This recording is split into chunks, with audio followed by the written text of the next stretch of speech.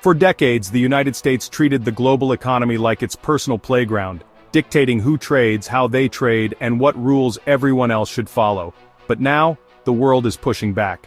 In a shocking escalation, 5 of the world's most powerful trading nations have begun refusing to handle U.S. shipments at their ports, a move that could collapse supply chains and ignite a global financial crisis. And the most shocking part, most Americans still believe the world needs them more than they need the world. Let's take a hard look at the 5 countries that are turning their ports and their backs on the U.S. Before we begin, don't forget to subscribe to the channel. Now let's get into it.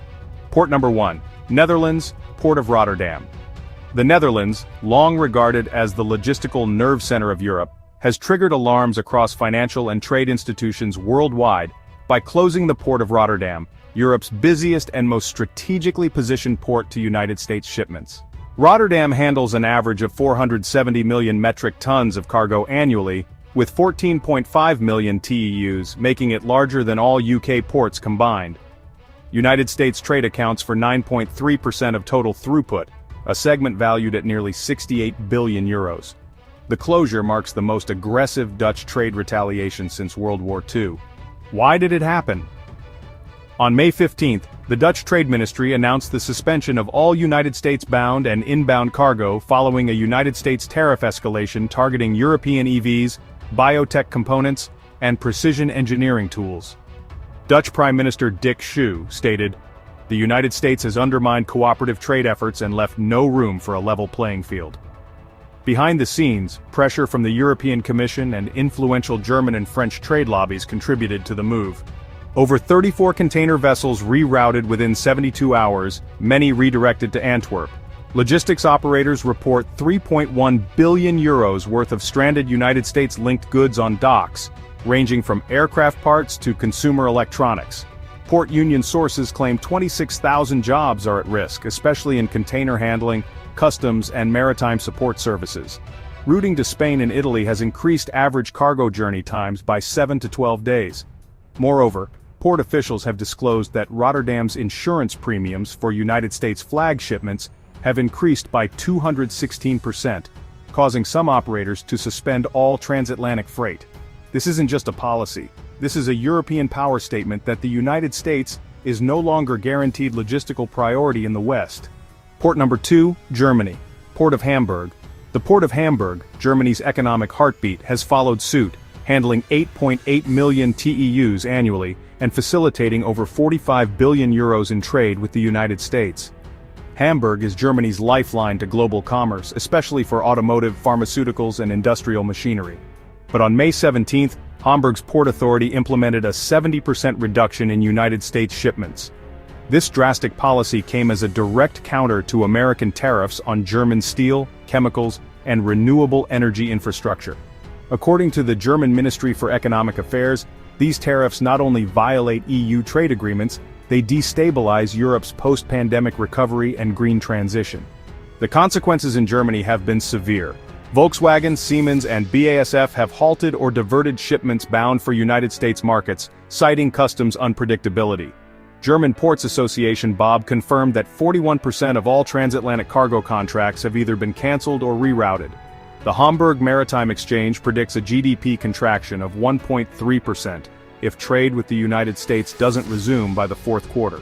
Meanwhile, German freight rates to Asia and Africa have soared by 38% as carriers shift focus. Hamburg's customs processing times have tripled due to regulatory cross-checking, and container detention fees are up 120%. Economic observers argue this may trigger a wider decoupling of EU and the United States industrial integration, with long-term supply chain relocations already under discussion by major logistics firms like DHL and DB Schenker. Port number 3, India, Mundra, Port India. The world's 5th largest economy and a key U.S. partner in pharmaceuticals, tech and textiles, has made a bold pivot. The Indian government authorized the Mundra port, its largest commercial port, and an essential export hub to halt U.S. shipments indefinitely. With 5.3 million TEUs and over $23 billion in annual U.S.-related trade, the move is a massive economic shockwave. Why did India do it? The U.S. slapped new 26% tariffs on Indian generics, yarn, and IT services products vital to India's foreign exchange earnings. In response, India invoked a rarely used WTO safeguard clause and blocked all outbound U.S. cargo, citing economic asymmetry and digital protectionism. India's Ministry of Commerce stated that this was a calibrated response to coercive diplomacy. The consequences on the ground include over 1,800 containers held at port terminals. Indian farmer exporters report losses of $210 million in second-quarter contracts.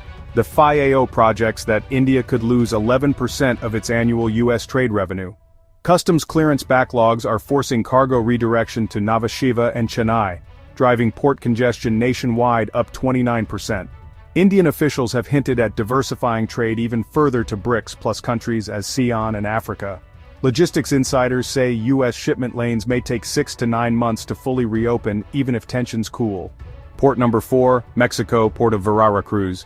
Mexico, America's #1 trade partner as of 2024, has shocked observers by imposing sharp restrictions on U.S. shipments at Port of Veraracruz, which handles $27 billion in annual trade across agriculture, auto and steel industries. Triggered by U.S. tariffs on Mexican auto parts, avocados and steel, the Mexican government declared a 90-day suspension on all U.S. cargo at Veraracruz. Mexico President Claudia Sheinbaum Pardo stated, "Mexico will not be a silent partner in an unbalanced economic relationship." This has resulted in immediate consequences of over 2,400 trucks diverted to Manzanillo and Altamira. Kansas City Southern's rail operation seeing a 55% dip in cross-border shipments. Industrial zones in Querétaro, Monterrey and Puebla reporting material shortages within 72 hours, and over $750 million in goods being delayed. More worryingly, U.S. agribusiness firms have seen shipments of corn and soybeans halted mid-transit, threatening food supply chains across North America. Veracruz, once a symbol of NAFTA-era integration, has now become a front line in the tariff war. Analysts warned that continued restrictions could slash Mexico's third-quarter growth by 0.7% and drive up inflation in U.S. border states. Port number 5, South Korea. Port of Busousan. South Korea, a pivotal U.S. ally in Asia and one of the world's largest technology exporters, has taken a calculated but bold stance. The Port of Busousan, the sixth busiest container port globally, handling over 22 million TEUs annually, has now sharply reduced U.S.-bound and inbound shipments by nearly 60% as of mid-May 2025. This comes as a retaliatory move after the U.S. imposed expanded export controls on advanced semiconductor equipment and battery technology, two sectors at the heart of South Korea's economic engine. The Ministry of Trade, Industry and Energy released a statement saying, U.S. restrictions directly threaten the integrity of Korea's high-tech supply chains and our economic sovereignty. Key consequences have already rippled across Asia. Pacific Samsung Electronics and SKH Hynix have suspended outbound shipments of DRAM and NAND flash memory to the U.S. worth over $3.4 billion, redirecting inventory towards Southeast Asia and the EU. Korean air cargo has slashed trans-Pacific freight capacity by 32%, citing regulatory unpredictability.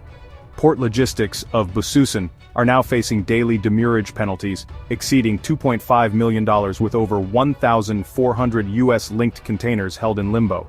The Korea International Trade Association (KITA) warned that if tensions persist through Q3, South Korea's 2025 GDP growth forecast could drop from 2.2% to 1.5%. Strategically, Seoul is also reassessing its place in the U.S.-led Indo-Pacific Economic Framework while strengthening ties with ASEAN and pushing for a new trilateral trade corridor with Japan and the EU. South Korea's message is clear: economic allegiance is not unconditional, and Washington must recalibrate or risk alienating one of its most vital technology partners. What we're witnessing isn't just a disruption in shipping routes, it's a restructuring of the global economic order. As 5 major nations slam the doors of their ports on U.S. cargo, the ripple effects are reshaping supply chains, inflating costs, and challenging long-standing alliances. This trade war is no longer fought with tariffs alone, it's being waged with container ships, port closures, and redirected economies. And if the U.S. doesn't find a diplomatic off-ramp soon, this could mark the beginning of a prolonged global financial crisis. Thank you for watching. Don't forget to subscribe.